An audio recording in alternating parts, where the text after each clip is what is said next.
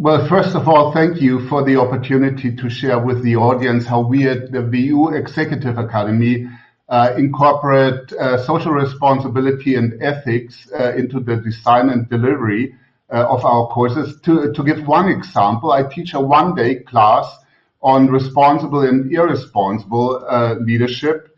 So the bright side and the dark side, if you like. And this one-day mini module comes at the very end of the program, the last program day, because we want to offer our students 1 day of additional leadership training on this important topic. And for this class, especially the dark side, I always bring in a high-profile guest speaker who worked for a company that was involved in one of the biggest scandals of the last decades. The CEO and 2 of the board members were fired as a consequence. And he shares with the students what devastating impact this case of CEO malpractice had on the company, completely ruined the company's reputation and brought it to the brink of collapse, but also on him personally and the morale of the people in the organization, ethical and corrupt leader behavior, and how it can be prevented. So this is the part on the dark side of leadership, as I'll talk about in a moment, and I will then hand over to my colleague, Professor Christoph Miska, who will share with the audience how we address the bright side of leadership in our courses. Our students are usually quick to point out that focusing solely on the dark side provides a very one-sided perspective on leadership, because obviously it's not all gloom and doom. And for every leader who engages in corrupt behavior, there are probably a dozen others who are committed to responsibility and guided by a strong moral compass. And I don't necessarily disagree with that point of view, but I would argue that most of us actually fall somewhere in between these 2 extremes, the dark side and the bright side. And then sometimes, depending on the circumstances, we switch between the 2 sides, a bit like Dr. Jekyll and Mr. Hyde. I'm personally convinced, and I also have some research evidence to back it up, that most senior executives are neither saints nor sinners. Like most of us, they have the flaws and imperfections, but that doesn't necessarily, and they are generally well-intentioned people, but that doesn't always keep them from engaging in unethical and sometimes corrupt behavior. In my half-day session on the dark side of leadership, I take a deep dive into the psychology behind unethical leader behavior and explore with the students what may lead good managers, successful senior executives like Thomas Mittelhoff, the ex-CEO of Bertelsmann and Arcandor, to engage in unethical and sometimes destructive leader behavior, and often self-destructive, because many of them ended up in prison or worse. And now, I was involved in a series of studies on the drivers of corrupt leader behavior. And one of my collaborators was Robert D. Hare, one of the leading forensic psychologists, certainly the world's leading authority on psychopathy. And in one of our studies, which was featured in Forbes, and unfortunately will never be published in an academic paper because one of the executives threatened us with a lawsuit, we tested the so-called corporate psychopath theory, the idea that many of the corporate scandals and collapses of the recent past, including the fall of Lehman Brothers, were due to psychopathic tendencies on the part of the chief executives involved.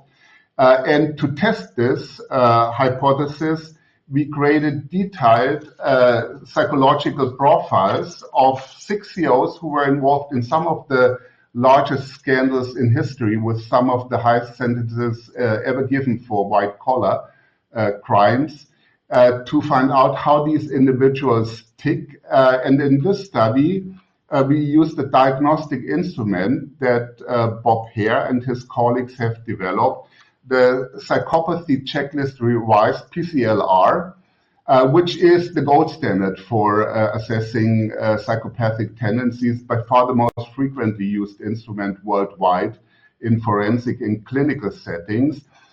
It consists of 20 items that fall into 4 broad factors: personal, affective, lifestyle, and antisocial. Or let me go to the next slide that shows the 20 items and the results for the 6 CEOs that we included.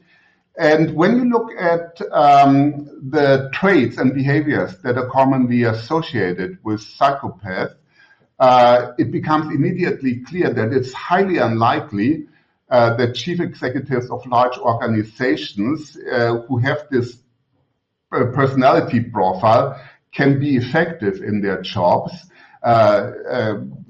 Imagine an individual who's a pathological liar, is cunning and manipulative, completely lacks empathy, is very impulsive, quick to lash out at anything and anyone that comes in its way. These individuals almost always end up in prison, but rarely in corporate boardrooms. At least this is what my collaborators and I expected. We predicted that individuals with clinical levels of psychopathy cannot be found in corporate boardrooms or in senior management positions. And essentially, this is what we found in our study. We found that all 6 CEOs had above average scores on psychopathy, so above the population average, but not nearly high enough to be diagnosed as psychopath in a clinical sense, including Richard Fuld, the former CEO of Lehman Brothers, who was the only CEO that we included in our study who was not convicted.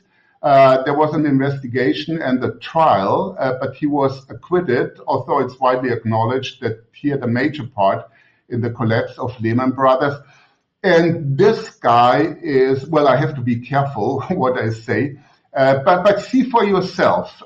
There's an internal video that became public after the collapse of Lehman, in which he talks to a group of Lehman executives, in which he blamed short sellers for Lehman's troubles. And in this video, he says in front of the camera, "When I find a short seller, I want to rip out his heart and eat it while he's still alive." And the way he looks, you believe every word that he says. So let's take a minute or 90 seconds to watch this video. It will give you an idea of what kind of person he is. And 5 of the 6 CEOs have very similar personality profile on the PCLR. So let's watch the video.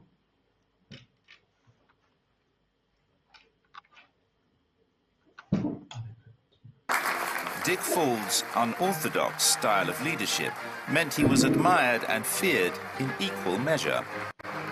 Dick took the floor like a statesman, and he proceeded to deliver this fearsome attack on short sellers, the people who were depressing Lehman's share price by being short the stock. And he, rather to everyone's surprise and mystification, he said, "If we get this right today, hope it will squeeze some of those shorts and squeeze them hard. Not that I want to hurt them. Don't get that, please, because that's just not who I am. I am soft, I'm lovable, but what I really want to do is I want to reach in, rip out their heart, and eat it before they die."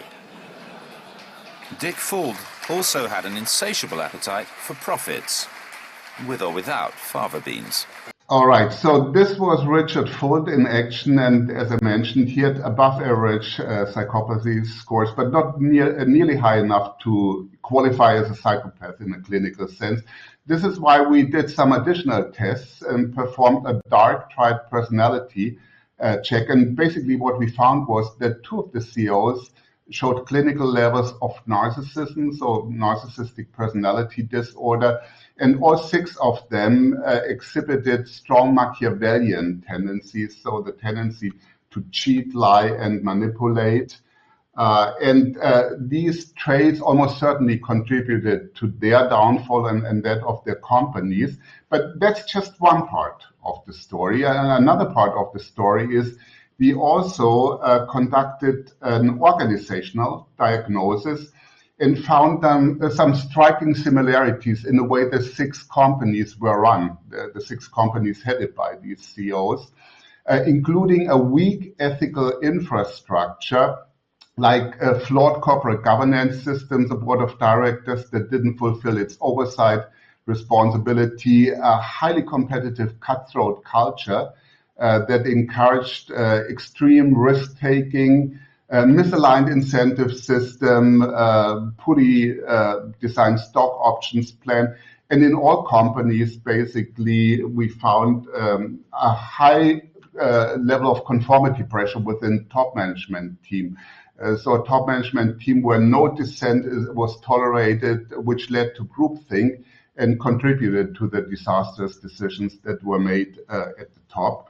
So the bottom line is, if we want to understand what drives unethical and corrupt leader behavior, we have to consider both dispositional factors, CEO's personality, and aspects of the organizational context, corporate culture, governance systems, incentive systems. So if you reward people for behavior that is borderline corrupt or encourage greedy and selfish behavior like in investment banking, you don't have to be too surprised when some people cross the line into unethical behavior.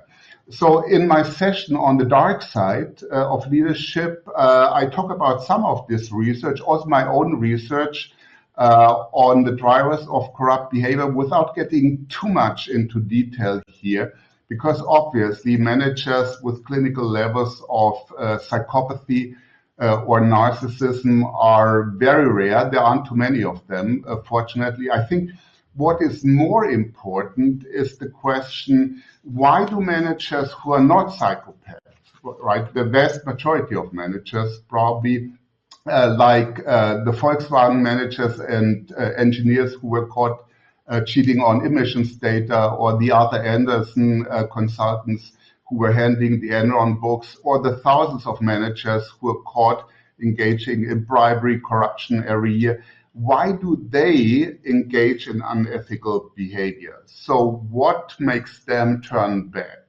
And in order to answer this question, I share some of the insights from the growing body of literature in behavioral ethics and related fields, including forensic psychology. And I also draw on students' own experiences with ethical violations. There are always some students who are willing to share situations where they engaged in unethical behavior. And these discussions are very valuable, very insightful, because they show clearly that it's not only the others who behave badly, but we too often engage in, in unethical behavior. We lie, we cheat, we manipulate in our relationships. And I share some research evidence that shows that there are powerful psychological mechanisms, so-called moral disengagement mechanisms. They may lead good managers,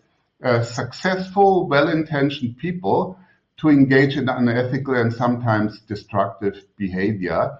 For example, here this slide shows some quotes from Volkswagen managers and engineers who were involved in the emissions cheating scandal, and they defended their actions by saying, everyone is doing it, it's not uncommon at all. And of course, if everyone's doing it, that makes it morally justifiable. When no one's getting hurt, it's no big deal. I was only doing my job. And these are very much the same moral disengagement mechanisms that we observed in many corporate scandals, from the Enron collapse to more recent cases like the Wirecard scandal. And One of the important insights from these discussions is that this is sometimes a slow and gradual process that managers slide down a slippery slope into unethical behavior. It starts with a bit of cheating, tweaking accounts here and there, tweaking emissions testing results, and then there's more of it to cover up the evidence. And it snowballs out of control. It gets bigger and bigger. And one day it blows up and they get caught and end up in prison, like the executives here on these photos. This process is called the slippery slope in the behavioral ethics literature. And it's important to understand that the psychological mechanisms behind it, these are normal cognitive processes, for the most part, not pathological personality traits that often drive this behavior, but we have to protect ourselves and society against these dark tendencies. This is why I spent the rest of the session discussing with the students how to prevent unethical behavior and to come up with strategies for managing ethical conflicts.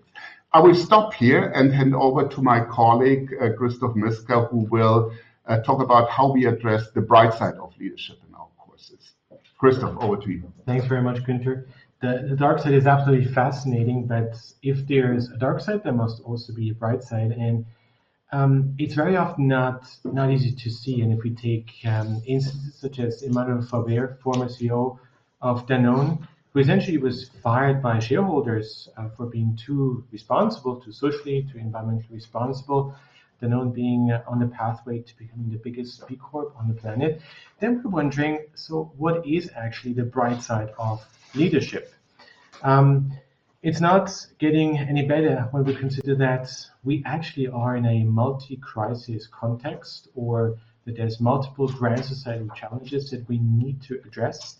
And it's very difficult for leaders actually to see where to start. And then, after all, to see the bright side. So climate change just being one of them, biodiversity collapse, greenhouse gas emissions, recession, and so on, all after a worldwide crisis in health, the pandemic. So what are we referring to when we look at the bright side of leadership? After all, business leaders are certainly no superheroes. They are not individuals who can naturally address all the issues and problems. As Günther said, they are subject to a number of different instances within organizations, which are likely to make them engage in unethical behavior. So how can you expect business leaders then to address the world's pressing issues and grand societal challenges? Our approach here in various programs is not that we're talking about superheroes, but we try to understand human beings, and also ultimately that we try to understand what is the purpose of business, what is the purpose of leaders and managers. And this overview here emerges from their recent work where Günther and myself and co-authors were involved to understand what is the purpose of business. We identified 4 broad themes that apply to individuals and to organizations alike, but they're not always aligned. So identity, who am I in an organization? What is my role? What is my sense of doing this work? And at the same time, what is an organization's identity? Performance, how do we measure success? My personal notion of success as a leader, as a manager, might differ from what KPIs suggest, because of reporting standards, because of shareholder expectations. Change. How do I, as an individual, as a manager, as a leader, deal with a changing environment?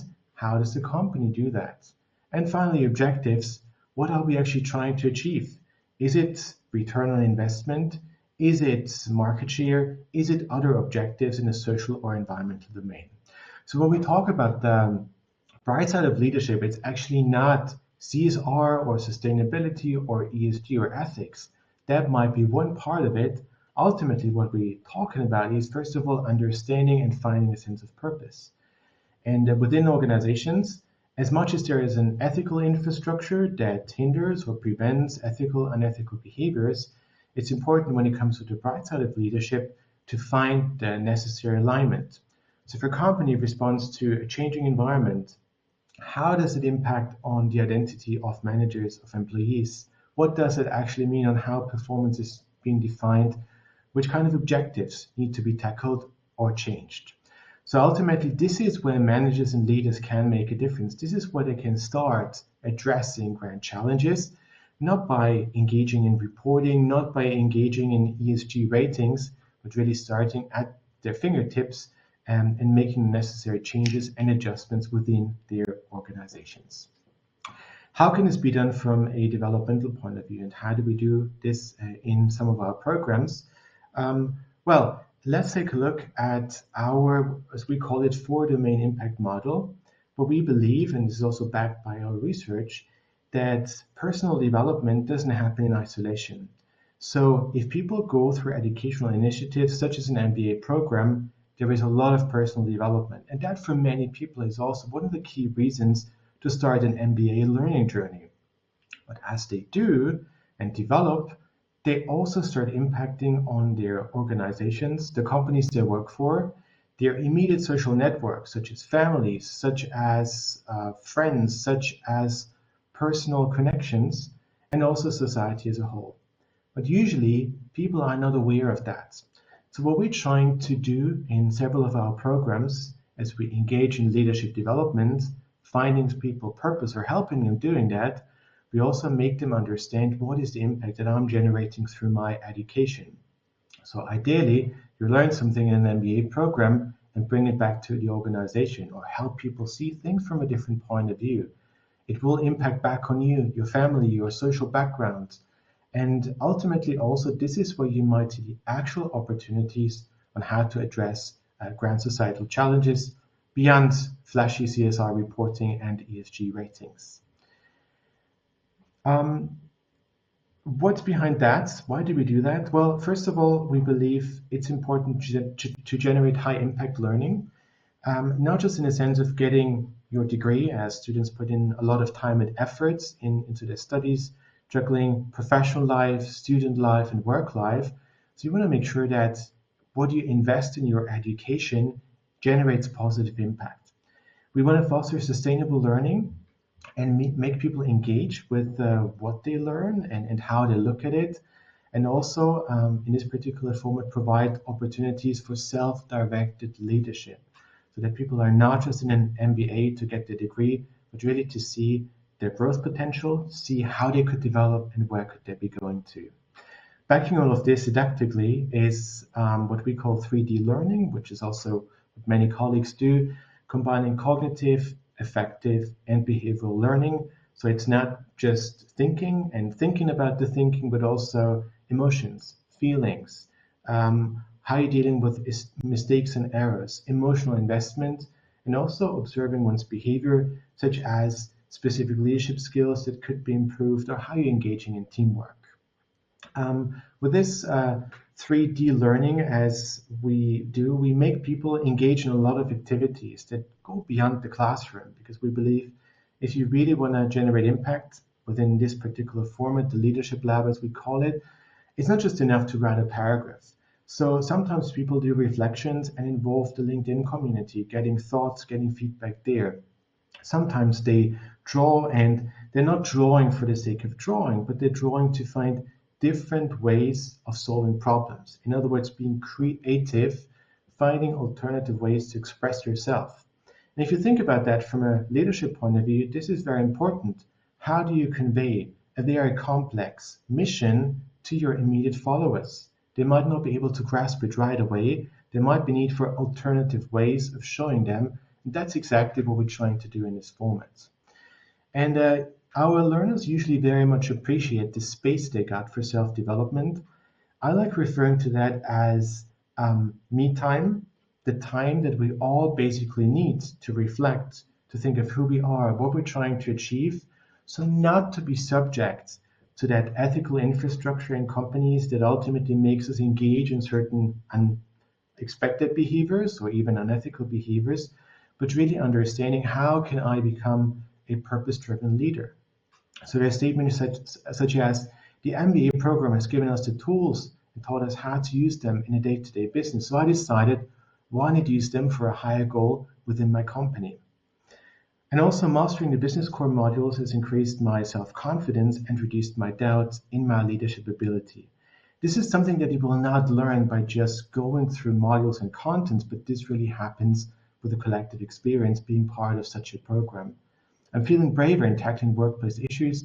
I've become more aware of my existing skills and strengths and more willing to leverage them now. So these are some impressions of what students achieve, and this is great work. There's a lot in there. Each of the programs that we offer, and here's two of the major programs, the Global Executive MBA and the Executive MBA, have different components, of course, but the points that Günther and I discussed in terms of the dark side of leadership, understanding that, addressing that, but also finding your purpose, addressing the bright side, are included in both these programs, with the Executive MBA having a number of specializations according to industries and according to certain thematic areas. And what we also offer for our students is our Brainiac tool that helps you and gives some indication of which might be the right programs for you. And I hope that with what Günther and I presented, you got an idea of our philosophy here, of how we also use our research to feed into the learning and into the educational experience. And I believe we might have even a bit of time for questions now. So thanks very much on behalf of Günther, who had to go back to the classroom. Many things, and if there's any questions, I'd be happy to address them.